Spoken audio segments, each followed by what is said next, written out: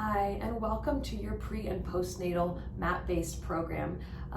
We are going to focus mainly on how our pelvic floor can connect us to our deep abdominals to help any of the issues that we came in here with, pelvic floor dysfunction, prolapse, leakage, and just overall core stability to help you function in a more healthy and strong way.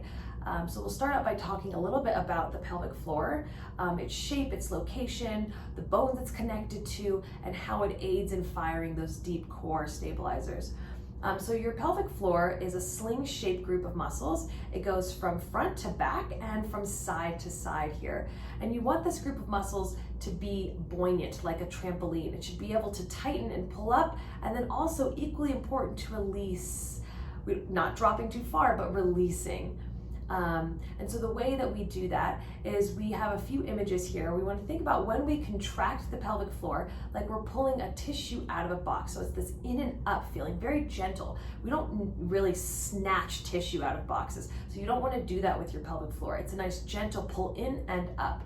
You can also think about a little tiny bean here going in and up. That shape, it's been proven that that analogy helps us connect to those muscles more than the imagery of stopping your pee. We will work on some quick twitching muscles, but in a more gentle and focused way. So that is what the pelvic floor looks like and where it connects to, and how it helps us connect to our deep core stabilizers here is because of its location and its attachment points. So our deep muscles surrounding our spine are low in our pelvis, and then you've got that pelvic floor muscles coming in and up, and so they all attach, they all converge in your pelvis area. And so by getting connected to your inner thighs and pelvic floor, you're gonna be able to fire those deep core stabilizers instead of just those superficial abs. And that way, that'll leave you feeling stronger and well-rounded, and you'll be able to perform some more of these movements with ease and strength. So we're gonna start by using our orange ball, and you're gonna sit on it up like this. So we're gonna start by drawing the pelvic floor in and up, and we're gonna talk about the different portions. So we're just gonna do the front side first. So this will all be written in your program, so just follow along, and I'll just do a few reps so that you understand what the movement is. So we're compressing our abdomen here, just to keep the air from going in and out of our belly. We want to keep that pressure here so that the air can go down and up with that pelvic floor contraction. So we're going to think about the front side of our pelvic floor, that sling-shaped muscle, and it connects from your pubic bone all the way to the center. So we're going to think about drawing that pubic bone in and up, those muscles pulling in and up, and you're going to feel that pressure on the ball. So here we go. You're going to inhale, relax. Exhale, pull that pubic bone towards the center and hold for 5. And then inhale, you release. And you'll do that again. Exhale, pulling that pubic bone back. Feel the pressure on the ball, holding for 5. And then inhale, release. And you'll repeat that for 10 times. Now we're going to talk about the back. You want to think about pulling your tailbone. It's the portion from your tailbone to the center of your body. That's going to pull in and up. This might be a little bit stronger or maybe weaker. Just notice the difference between the front and the back muscle group here. So same exercise. Inhale to prepare. You're relaxed. Exhale, pull that the tailbone in towards the center. Holding for 5, and then inhale, release. Again, you're drawing that pubic bone, tailbone in and up. We'll do both sides in a moment here. And then you'll release, and you'll repeat that for 10. So that back side, again, excuse my misstep there, it's your tailbone pulling in, not the pubic bone, that was the front. Now we are gonna pull them both towards each other and gently up.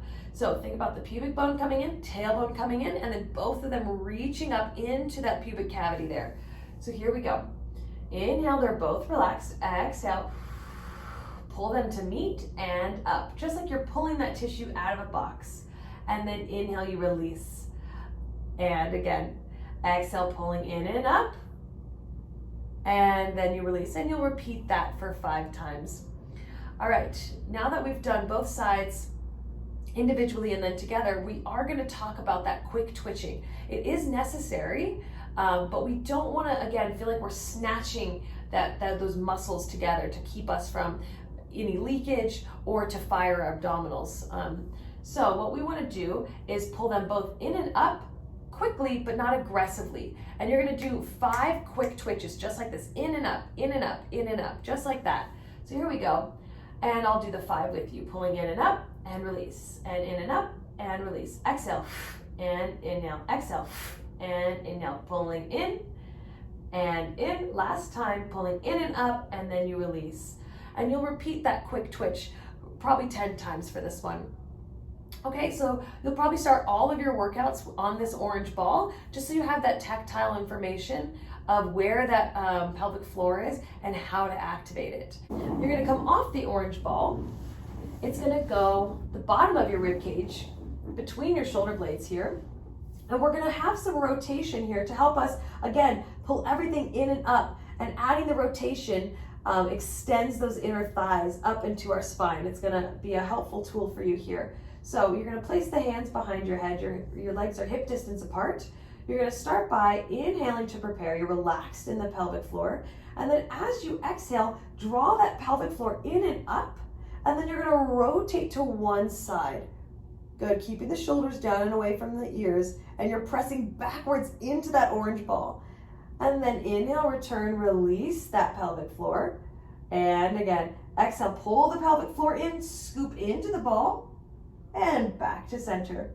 Let's try one more each side.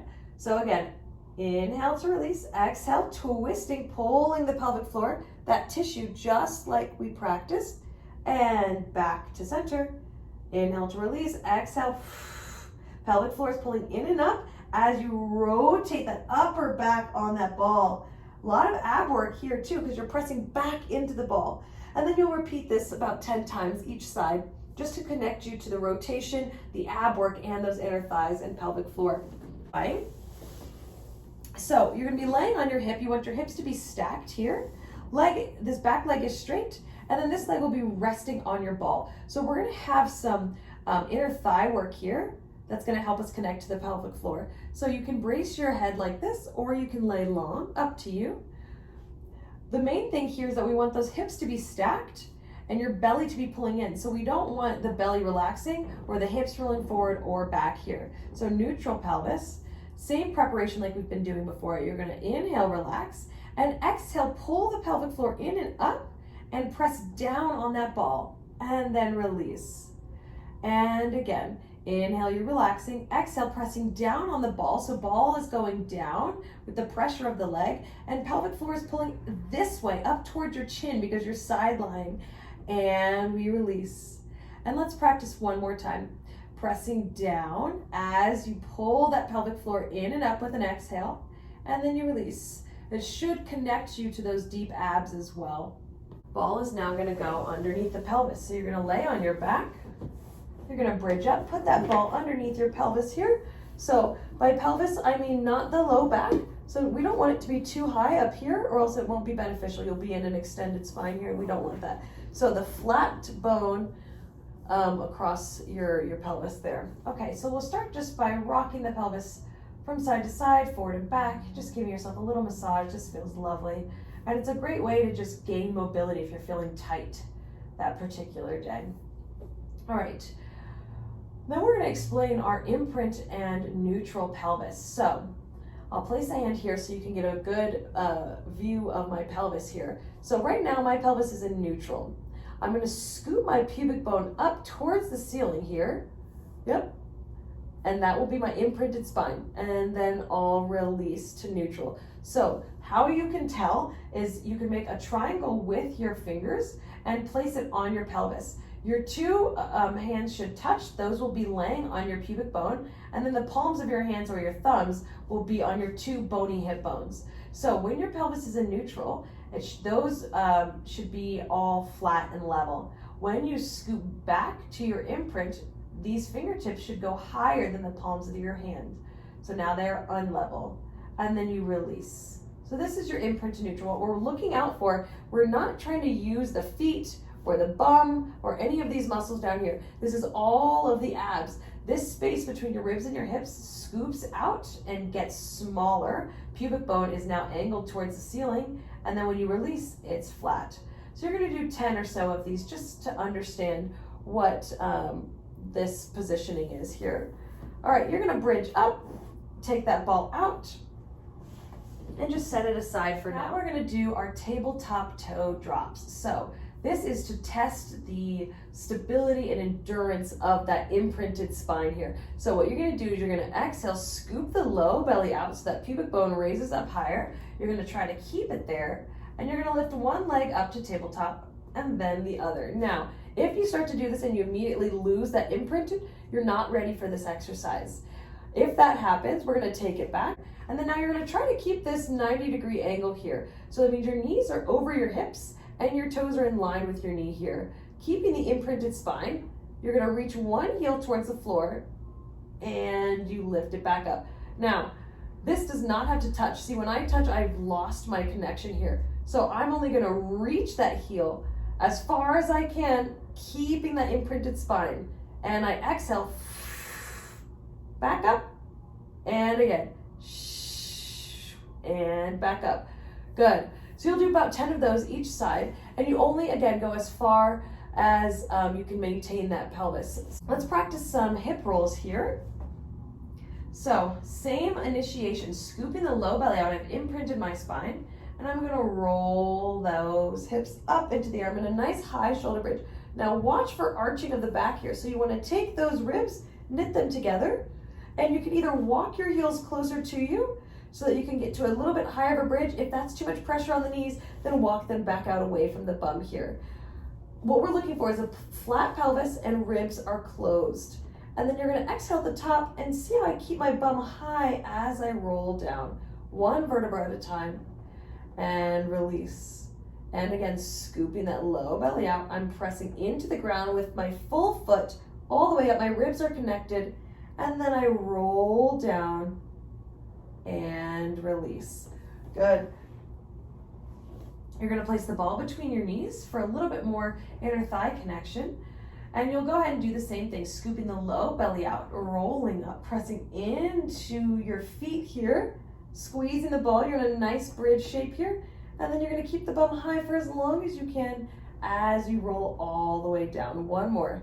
Scooping the low belly out, pubic bone goes up, pressing into the feet, squeezing the ball, lifting up, and then exhale, rolling down all the way down. Good. And you'll release that pelvis there. Go ahead and take the ball out. You're gonna bridge up and place the ball underneath one side of your pelvis for your uneven bridge here. So now here the challenge is, see how one knee is higher than the other? Yes, so the challenge here is to keep those two hip bones nice and level. And this is difficult as we start moving those legs.